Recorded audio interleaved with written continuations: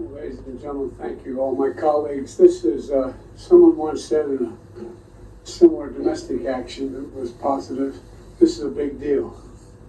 This is a real big deal. One Earth, one family, one future.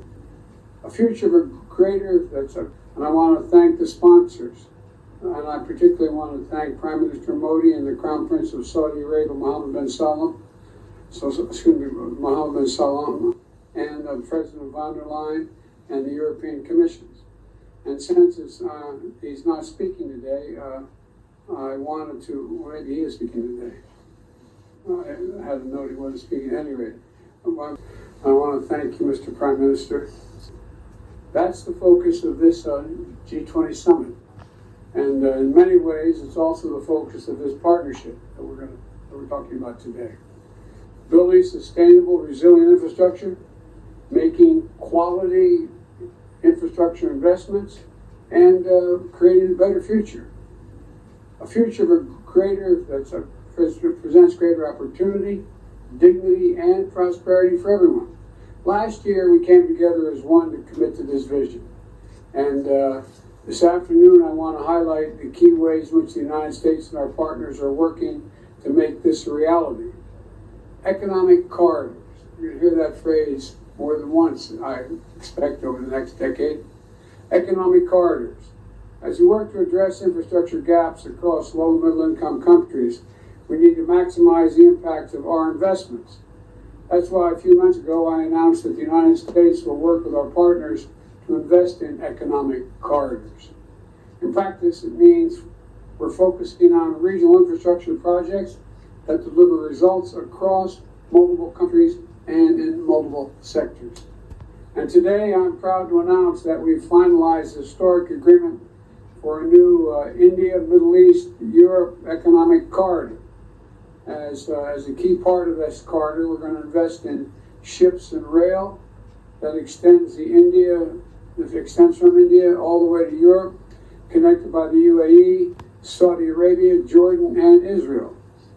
Bridging ports across two continents, unlocking endless opportunities, including making it far easier to trade, export clean energy, expand access to reliable, clean electricity, lay cables that will connect communities and secure a stable internet, contributing to a more stable, more prosperous, and integrated Middle East. And I want to thank the sponsors. And I particularly want to thank Prime Minister Modi and the Crown Prince of Saudi Arabia, Mohammed bin Salman, and President von der Leyen and the European Commissions. And since he's not speaking today, I wanted to, well, maybe he is speaking today. I had a note he wasn't speaking at any rate. I'm going to stop there. In the sub-Saharan Africa, we're working in a private-public partnership as well to invest in a trans-African corridor. That includes a new partner, the European Union. President von der Leyen, thank you for making this very possible. Together, as part of this corridor, we're going to invest in a new rail line that will extend from the western port in Angola to the DRC, to Zambia, and ultimately the Indian Ocean. It's a project that's about far from just laying tracks.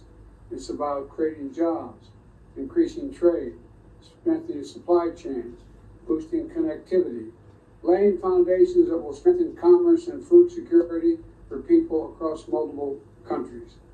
This is a game-changing regional investment, and both of these are huge steps forward. But they're far from the only ones.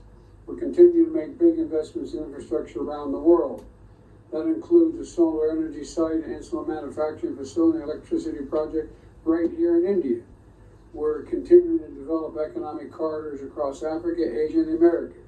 And together with our partners, we're working to mobilize the trillions of investment needed to close infrastructure gaps around the world, including the formation of a new investor forum that the United States will host in a couple weeks. Let me close with this. The world stands at an inflection point in history, a point where decisions we make today are going to affect the course of our future, all of our futures for decades to come. A point where our investments are more critical than ever.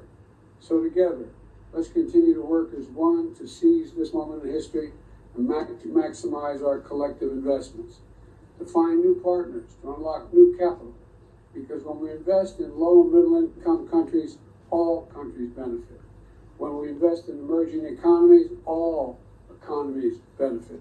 And when we invest in the future of people anywhere, people everywhere benefit. So I want to thank you again for being here.